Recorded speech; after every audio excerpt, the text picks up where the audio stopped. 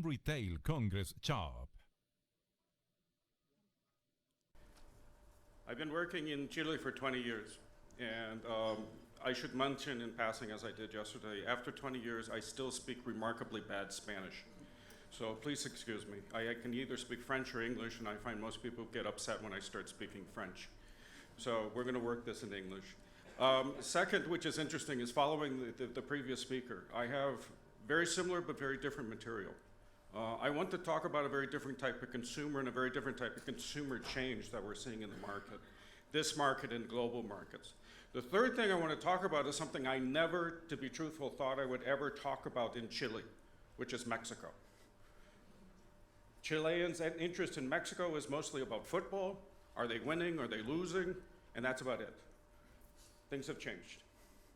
Chilean retailers, Mexican retailers are starting to interchange with each other. I want to exchange or explain to you why that's happening, because that's interesting, and it's interesting in that it's going to continue.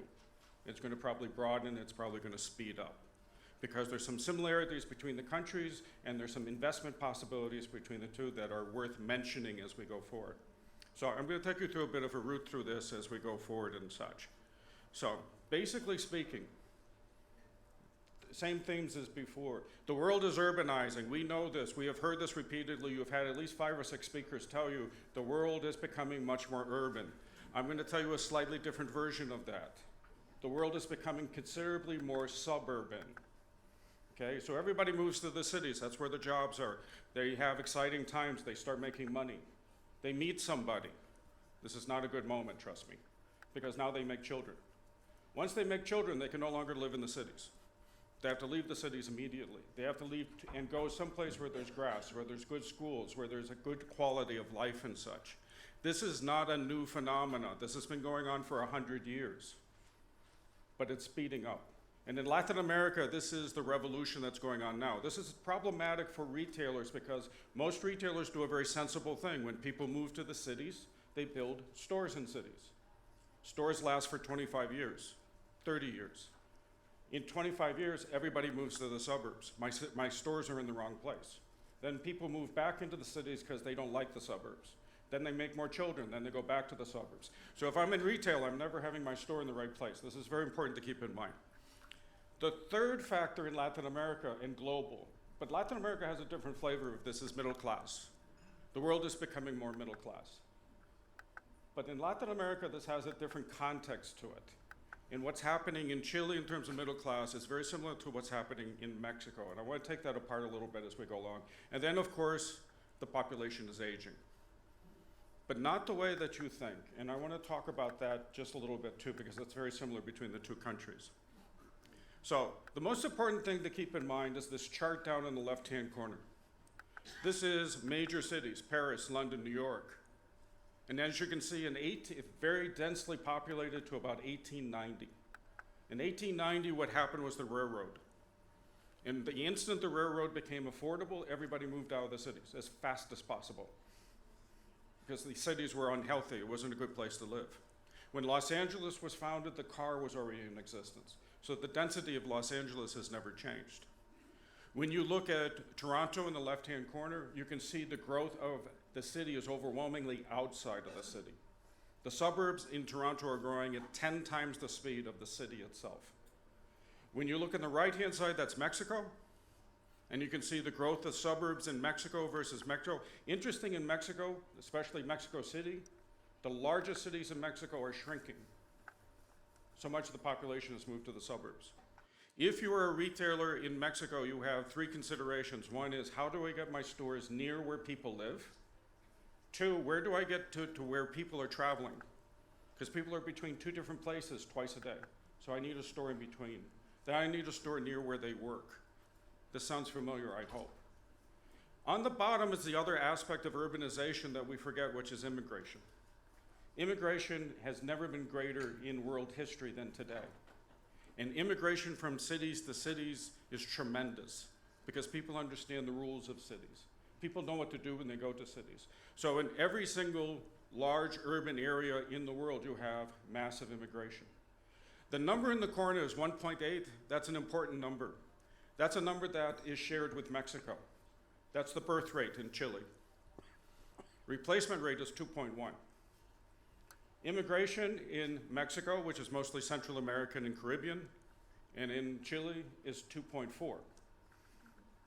All population growth in Mexico and Chile is from immigration and from immigrants having children. So the population is changing also. And this is another consideration as you go forward in terms of being in retail. In retail, I don't have politics. I have product. I have to discern what I'm going to sell to who and such. People are in different places and such. I think you all recognize the picture up in the right-hand corner. You have commuting. The number one complaint internationally is I don't have enough time. I spend 60 to 90 minutes getting to work. I go to work, I go back home, I don't get home until late. I have children, I have to take them to school, I have to take them, I have no time. If I have no time, convenience becomes a major issue. And I want to come back to that because the number one driver in both markets is not price, it's time. You're seeing overwhelmingly people making decisions to buy things based on time, not based on money. And that causes a certain distortion as we move forward and such. The middle class internationally has been growing. We know this. We keep seeing statistics about people coming out of poverty, people growing in the middle and such. But in Latin America, we have something different. We have cash transfer programs, Apertada, Bolsa Familia, Soledad, etc. These each are very interesting programs, and I misunderstood them for many years. I thought, well, okay, I will take the poorest part of the population, and on a monthly basis, I will give them a predictable sum of money. Predictable money is a sign of middle class. People will behave differently when they have predictable incomes. My mistake was each one of these programs, first, is very successful, remarkably successful. Second, everything about the program is to teach poor people how to behave middle class. So what happens in retail is interesting. Is people that have middle class stores, upper class stores, on the weekends especially, have a lot of people in their stores that are poor. And they're looking at them going, why are they in the stores? When you go to the big malls up and down here, Avenue Kennedy, they're filled with people that should not be in there. In your thinking, they should not be able to afford things in there. But they're there, and the reason they're there is because they believe they're middle class. They wish to have a middle class shopping experience. So now you have a change that occurs that has to be attended. One of the numbers that sticks out to me from Mexico, which I love, is by economic definitions, 48% of Mexico is middle class. 87% tells people that they're middle class. So the perception here becomes different, and how I create my retailer becomes quite different as I go moving along. The other, which is interesting for both countries, is the movement into wealth. Not income, but wealth. And what that means is when you're looking at very little income and very little assets, you have renters, you have retired people. That seems to be the two groups. It's the people that don't have enough money. If you ever know somebody that's retired, they will complain to you endlessly about not having enough money. Trust me, I get to listen to this a lot.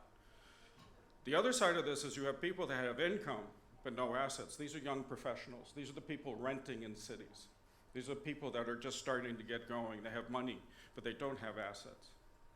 The third group is interesting. They have assets. These are people that just bought a house. How many people have bought a house? Okay. Interesting thing, when you buy a house, you're very poor. You have no money. You have no furniture. You have a house. So little by little, you start building it up, and eventually you have two incomes, you have enough money and such. The reason I show this is an interesting thing is during the economic difficulties of the last 3-4 years in Chile, it is not behaving the same way it did 10 years ago. 10 years ago, people did stock up. People bought in quantity. People bought commodities. People changed the way they shop. In this economy, people buy convenience, which is never cheaper. People buy smaller quantities. What's going on is their perception of wealth is not based on income, it's based on assets. And people in Chile and Mexico have overwhelmingly become asset owners, wealth owners. That changes the way they spend money. So that becomes important also for retail. In terms of retailers, how they shop and how they market stores and such in these. So when you look at this, you're looking at the upper and lower incomes.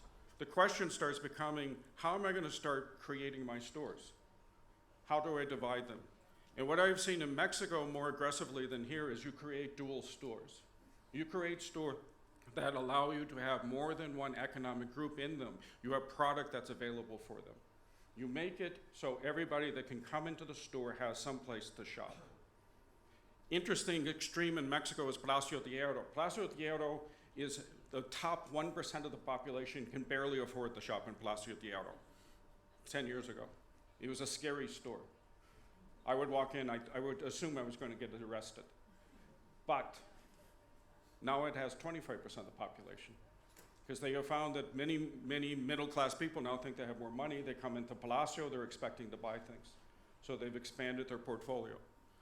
You see this type of thinking going over and over and over again, and it's interesting as you watch what's happening in terms of this. At Querétaro Retail, we have what's called the market evolution model.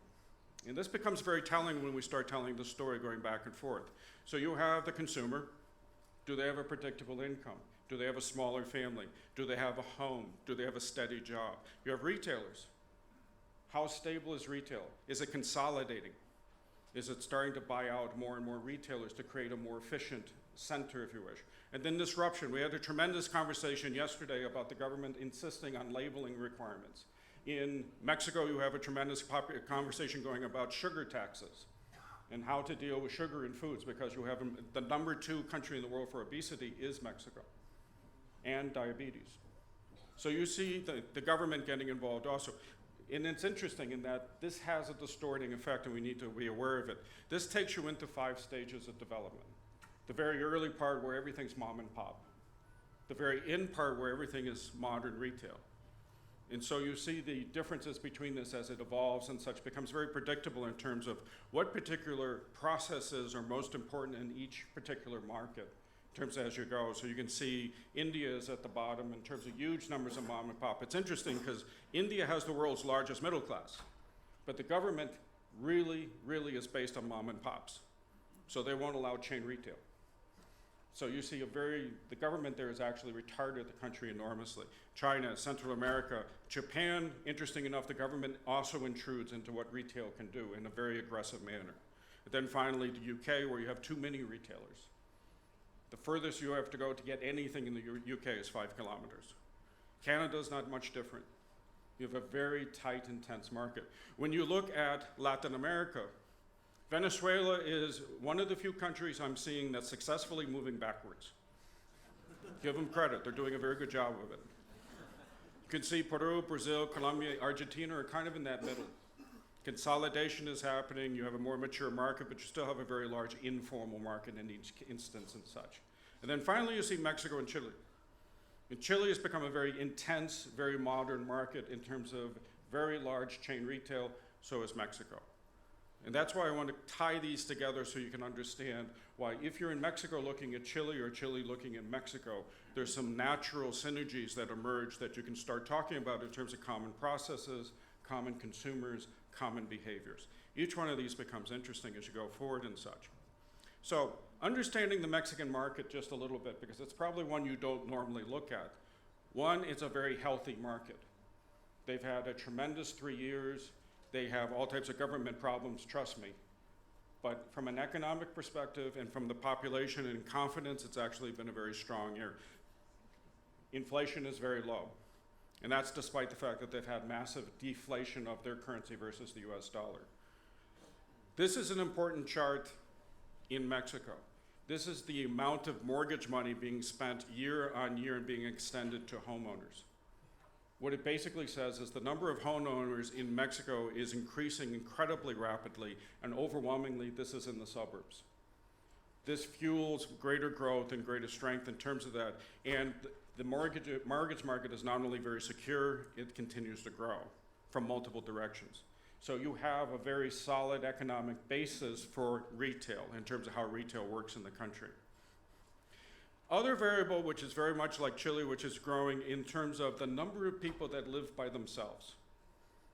In the last 20 years, you've moved from about 5% of the population to about 23% of the population lives by itself in its own home and its own apartment. Very similar to what you've seen happen in the Chilean economy as well. By the way, the same thing happens in Mexico as happened here, is people live by themselves and they have a pet. So if you're in the pet food business or in the pet business, these are great markets. and it's worth looking in terms of that side of the equation. When you look at the top 25 retailers in Mexico, Walmart is overwhelmingly the largest. And interesting, Walmart has been shedding companies as of late because they feel they don't have the flexibility to go after the consumers as they need to go. So they've been moving more and more to a much more flexible retail model very successfully. They've had a very good 2 years having done this. OXXO, who I think you have heard of by now, has been doing very well as well. They are easily growing faster than almost anybody else in the market. Soriana has just bought out the number 5 company, Comercio Mexicana. They're different dynamic. I want to talk about that separately. Liverpool might be the most successful department store chain in the world, and they're worth looking in terms of their financials and such. Home Depot, the company that Chileans love to make fun of, because they came here 20 years ago, they did very poorly. That proves positive that companies cannot come to Chile and succeed. It's a great story, and I have news for you. If they came here now, they would do very well. It's a very different company, and it's a very different country. Try to keep that in mind as you're looking at this, in terms of how things work. Then finally, of course, Walgreens Boots. Walgreens Boots is now the world's largest chain drug company across the world with over $100 billion in sales. They have not done very much in Chile. They have not done very much in Mexico with their assets with FASA, but they just bought 300 locations in Mexico. That's the thing you need to kind of change with Walgreens Boots, is they have so much money they can casually double the number of stores they have. So keep that in mind as we go forward and such. Soriana is mostly based in the north. Everything about Soriana has been to compete with Walmart and to get into the central part of the country. Overwhelmingly, the strongest business and the strongest retail market in Mexico is in the center of the country. As you get closer to the center, the better it goes. So that's what they've been working on. That's why they bought Gigante. That's why they bought Comercio Mexicana. Each case, they have bought property, and they have a tremendous amount of property. That's very important to keep in mind. It is a company that has almost 2 times as much real estate as they have stores. So they have tremendous opportunity to work with that real estate. Their financial performance has been uneven until the last 2 years. Sales have been going up pretty consistently. Comp sales have been going up. 2 years before that, they were kind of off. Interesting thing with Soriana is even though their performance has been off, their cash produced is absolutely dead even every single year. They're a very profitable company no matter what type of sales they're doing in the store. So interesting to watch. When you look at their total number of stores, they have 275, about 275 hypermarts now, 129 supermarkets. These average about 5,000 meters. And then, of course, Mercado Express, which are much smaller formats. City Club is a club store, like Costco, and not very successful. Keep that in mind because those locations may be some of the ones that Sodimac will be taking advantage of as they go forward and such. When you look at what they bought in Comercio Mexicana, overwhelmingly, those stores are in the center of the country. Comercio has been an object of desire for every retailer in Mexico for many years because they have the best real estate, period. Nobody has as good real estate. So they have tremendous location, tremendous position, and Soriana now owns them. I might point out also that overwhelmingly, this is where the population growth is also, is in the center of the country. So this creates an interesting synergy as they go forward. Home Depot has been very successful in Mexico. They currently have about 121 stores. They're going to probably build 7 more this year. They're looking to come out to about 140 stores by 2020. These are not, if you have been in Home Depot in the United States, they're not quite the same. They have adopted to this market, they have changed. The biggest change they have made is there's no IKEA. In the United States, we have IKEA. So all of that business, the flat furniture, the lower income type furniture, all that stuff goes away. In Mexico, there's no IKEA. So a quarter of the store is dedicated to home goods that would not be dedicated in the United States. In other words, they're much more like Sodimac Home Center than they are in the United States. So that makes them a little bit different. Lowe's, to be truthful, has been very unsuccessful in Mexico. They have locations mostly about Monterrey. They have never been able to position into the market. They have never been able to grow. So the possibility in my own mind is that it's Sodimac or Soriana might buy them out simply as part of the process of growing into the market. So something to keep in mind. You can see in terms of growth overall for the company has 2,000 stores. overwhelmingly in the United States. All of their growth that is planned for the next 5 years is in Mexico. And that should tell you in terms of what their confidence is in terms of that market. So tremendous stuff. When you go into Home Depot, this is just one store. This is one picture I feel this really captures the difference between this and the United States. They have much more upscale product. They have much more home improvement. They have a lot more decor. It's a very different store as you move into the back. And it executes in a very different way in terms of that. OXO is interesting. They have 14,000 stores. OXO is part of FEMSA. FEMSA comes in 4 flavors. You have FEMSA Commercial, which is OXO basically. You have FEMSA Coca-Cola, which is distributor. You have FEMSA Logistica, which might be the most powerful company in Latin America you've never heard of. And then they have FEMSA Health, which is what's taking on their chain drug operations and such. The reason FEMSA Logistica is important, they delivered to 14,000 stores 3 times a week. They delivered to 50,000 stores twice a week because they deliver to all the mom and pops in Mexico as well. Tremendous operation. They just, of course, bought Big John. That's 50 stores in around Santiago. I don't want to minimize that. 50 stores in the midst of 14,000 is not a very large number. Try to keep in mind this is one of the wealthiest retail companies in Mexico. They have a tremendous amount of cash. They can do a lot of things extraordinarily quick. They build on average 1,200 stores per year. Okay? So they can move very quickly if they want to. They're currently expanding into the United States. So where they want to go is a question that's interesting to ask when you get into that. When you look at their sales and comps, remarkably healthy. Remember I told you this is the second healthiest company in Mexico at the moment. Their sales and comps, they have not had a negative comps period in the last 7 years. Their performance is tremendous. So be very aware of that in terms of when they're coming forth and such. The key number here in terms of their financials, this is going back to 2007. You can see net operations continues to go up as a cost somewhat over because they increasingly are putting more money into the stores. But the key number is at the bottom. That is their net cash flow. And you can see their net cash flow currently is about 14 billion pesos. They have a tremendous amount of free cash to work with, and that is by intent. They wish to evolve, they wish to buy into markets and grow their market as rapidly as possible through acquisition. And that's through free cash. So these numbers kind of start pulling themselves together. Their key drivers as a convenience store is segmentation. They're trying to understand better suiting how to put what stores where and such. Category development, they're getting much more into prepared food. That's becoming a major driver for them. And then category development, particularly services. They have a very active services side. If you want to buy a bus ticket, an airplane ticket, pay your tax bill, in terms of send money to relatives, whatever. If you can think of a service, they have it. They cover all of that. The other thing to keep in mind is their traffic versus their tickets. And it's not hard to read this chart in that every single year their ticket numbers go up. Their traffic is uneven because they build so many stores so quickly their traffic number fluctuates. But their average basket has gone up every single year since 2008. So just a tremendous force there in terms of being able to create a broader basket as they go forward and such. They now are starting to open up gas operations because the change in the Constitution in Mexico. Before 2 years ago, it was against the law to sell gas as an independent.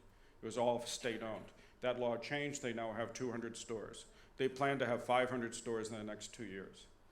So that changes the dynamic also in terms of what they're trying to do. And it's worth reflecting in this market that some of the strongest growth is in gas convenience.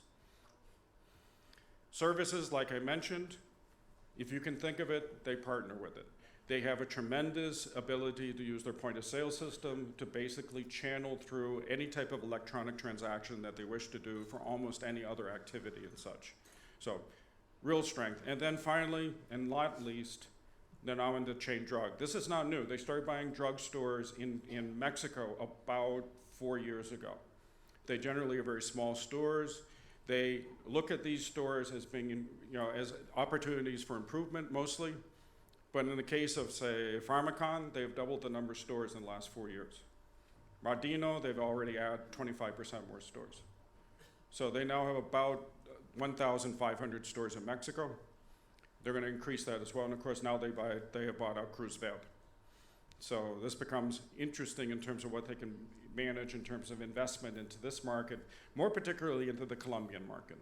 They see at the moment, they see Colombia as being their best market for investment in terms of chain drug. But Chile is there on the cusp in terms of what they want to do or don't want to do. So we'll have to wait and see what they're going to invest. Liverpool, think of Liverpool as being Falabella in a bigger box, okay? Do a lot more things, usually much more architecturally dynamic. Some of the most, by the way, I was watching the previous thing and I'm going, some of the best retail architecture I'm seeing in the world right now is in Mexico. So they do really exciting architecture type statements and such. The interesting thing with Liverpool is when you walk into the store, it's a very upper class store. The majority of their customers are lower and middle class. They have an extremely strong credit card program. They have a very strong approach to how they manage middle class shoppers and such. They're also the first company in Mexico to go into e-commerce, and they continue to be one of the strongest companies in the country in regards to e-commerce. So that makes them an interesting company when you start talking about this. Their growth overall, they're currently about 79, 80, so I think they're at 81 stores now at the moment. Fábrica de Francia is kind of their lower end store, kind of. That's now currently at 29. That number's going to change radically in the next couple of weeks, by the way. And then they're also in duty-free stores. So they have 4 stores at the moment in terms of duty-free. Sales mix is no big surprise there in terms of what their mix is. They actually do considerably more general merchandise than they do apparel. That always surprises people because people think of them as an apparel company. They're very much a fashion-forward company. They very much want to establish what is going to be fashion for the following year into Mexico. They're very aggressive about that in terms of what they position. This, by the way, comes out once a quarter in terms of an overall catalog. Mentioned that FEMSA was the number 2 healthiest financial company in Mexico. Liverpool's number 1. Liverpool's performance every single year has been tremendous in terms of execution, making the money, creating net cash flow, and in a very difficult market that's hard for them to work in and such. So keep that in mind when we think about what Liverpool is possible of doing it. Liverpool has some frustrations at the moment. They feel they've been isolated into a market where they're very successful, but they don't have a lot of growth. That's why they started talking to Ripley, and talking to Ripley, and talking to Ripley. They talk to Ripley a lot. You don't read the Mexican newspapers. I do. This has been a running joke in Mexico, is they're talking to Ripley. So just understand, it's not a guarantee they're going to buy Ripley. They're in process of getting approval and everything, but having gone from wanting to buy 100% to 10%, so what they did is they bought a different company. They bought Suburbia for the same price, by the way. Suburbia gives them another 120 locations. They're good size. The physical plant's in excellent condition. Walmart has invested. This is a Walmart chain, by the way. Walmart's invested consistently into this chain for the last 5 years. They've improved them much more. Their locations are a little problematic in terms of Liverpool, but this is where Liverpool is going to be investing their money for the next couple of years. Get a look at what they look like now. This is as Walmart's, they look like this. Liverpool will start improving on them. And again, remember what I told you about the middle class in Mexico. You have a middle class that comes in 3 different tiers: professional, managerial, and then poor. These stores are going to fit between a couple of those very well. And they're in good locations in terms of going after the lower income middle class, if you wish. So the question being, will Liverpool come to Chile? I don't know how to answer that at the moment. I would tell you I have doubts now because of the money they've invested into the Soriana, the Suburbia locations. 2017 is coming on. Just so you understand how much business these companies are expected to add in the next 5 years. OXXO is expected to actually add more business by dollar, by percentage, than Walmart. Walmart has slowed down considerably its building. It wants to become more profitable by location. That's been really their driver. Trust me, it's a great strategy for them. It's working good. OXO is increasing by store count, and that's really, they're going to be adding considerably more business. Soriana is number 3. Soriana is growing and growing. Partnering with Sodimac for Soriana, trust is really just an absolutely excellent opportunity for them. They have a tremendous amount of real estate. They have a tremendous amount of locations that are ideal for home improvement and DIY. Their ability to grow through Sodimac and also through CMR. Soriana's primary weakness over the years is never to have a good credit card. CMR will give them a strong credit card location they never had. So this growth could increase as well. The company I haven't talked about is Koppel. That's a lower income store that's been moving up to the middle. And they're growing very rapidly as well. Liverpool, and then of course Costco, which is a very strong store. When you look at the market overall and how they spread out, probably the most interesting thing is how everybody's starting to stretch out their markets. They're trying to become more dynamic. They're trying to spread out in terms of more parts of the market as what they're covering and such. And you're seeing this consistently throughout the Mexican market. They're trying to capture the larger middle class in a consistent way. And they're doing it very well. If there's anything I would leave you with is there's been a lot of activity in the last 6 months between Mexico and Chile. It's my expectation this will continue. For Mexico, expanding into the United States is easy by distance, but by income is difficult. It's very hard for them to expand. There's only one company that's expanded into the United States successfully, that's Chedraui.